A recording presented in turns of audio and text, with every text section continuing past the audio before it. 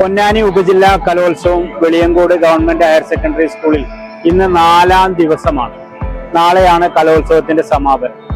ഇന്ന് ഈ ദിവസം വരെ ഈ കലോത്സവത്തിന്റെ അച്ചടക്ക കാര്യങ്ങളിൽ ഇത്രയും ജനങ്ങൾ ഈ കലോത്സവത്തിലേക്ക് ഒഴുകിയെത്തുമ്പോഴും ഒരു അനിഷ്ട സംഭവങ്ങൾ പോലും ഇല്ലാതിരിക്കുന്നതിന് വേണ്ടിയിട്ടുള്ള എല്ലാ ജാഗ്രതയും പുലർത്തുന്ന ഈ ഡിസിപ്ലിൻ കമ്മിറ്റി ഉണ്ട് ഇവിടെ. ആ ഡിസിപ്ലിൻ കമ്മിറ്റിയുടെ കൺവീനറാണ് നിഷിൽ, നമ്മുടെ സ്കൂളിന്റെ SMC ചെയർമാൻ കൂടിയാണ്.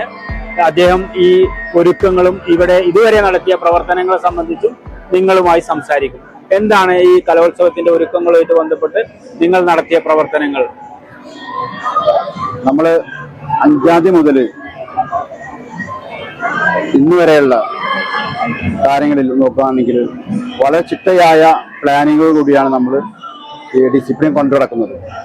നമുക്ക് അധികം സമയം ഉണ്ടായിരുന്നില്ല, എന്നാലും നമ്മൾ ഉള്ള സമയം വെച്ചിട്ടുണ്ടെങ്കിൽ ഒരുപാട് ഇവിടുത്തെ സ്കൂളിൻ്റെ NSS, അതുപോലെ JRC, അങ്ങനെ വിവിധ ക്ലബുകളെ ക്രോഡീകരിച്ചുകൊണ്ടും അതുപോലെ ജനങ്ങളുടെ ഒരു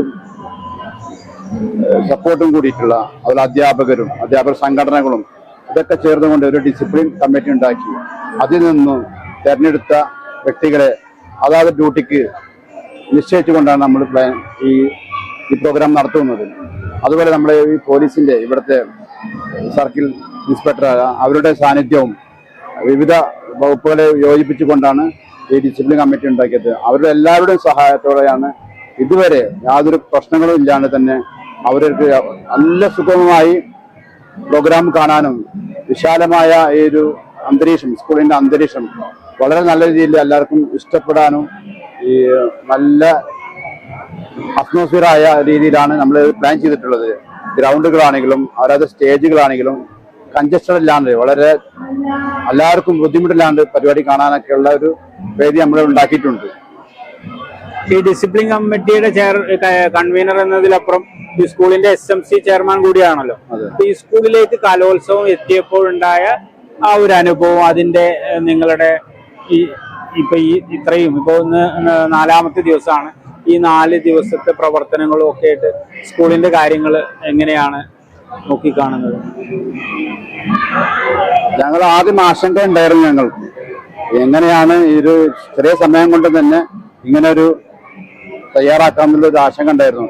മുൻകാല ചരിത്രങ്ങളിൽ നമ്മളൊന്നും ഇടപെടാത്ത കൊണ്ടും നമുക്ക് യാതൊരു ഇങ്ങനെ ഇത്രയും ക്രൗഡിനെ എങ്ങനെ മാനേജ് ചെയ്യണം എന്നുള്ളത് നമുക്ക് വളരെ ആശങ്ക ഉണ്ടായിരുന്നു.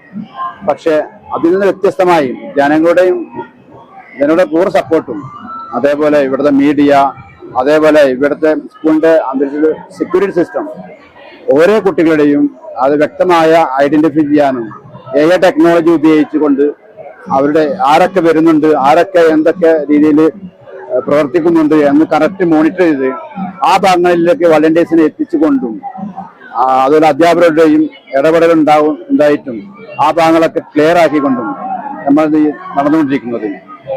പ്രത്യേകിച്ച് പറയാൻ നമ്മുടെ സെക്യൂരിറ്റി സിസ്റ്റം എല്ലാ സ്കൂളിന്റെ എല്ലാ ഭാഗങ്ങളിലും CCTVയുടെ പ്രവർത്തനങ്ങൾ, അതേപോലെ CCTV കൺട്രോൾ ചെയ്യാൻ വേണ്ടിയിട്ട് അവർ ഓപ്പറേറ്റ് സിസ്റ്റം ഉണ്ടാക്കിയിട്ടുണ്ട്. അതിൽ നിന്ന് അവിടെ എന്തെങ്കിലും പ്രശ്നം ഉണ്ടെങ്കിൽ പെട്ടെന്ന് ഇടപെടുകയും പോലീസിന് സഹായമാണെങ്കിൽ അവിടെ എത്തിച്ചുകൊണ്ട് പ്രശ്നങ്ങൾ സോൾവ് ചെയ്യുകയും ആണ് നമ്മുടെ സിസ്റ്റത്തിൽ ഏറ്റവും കൂടുതൽ ഹൈലൈറ്റ് ആയി ചെയ്യുന്നത്. എന്തായാലും സന്തോഷം.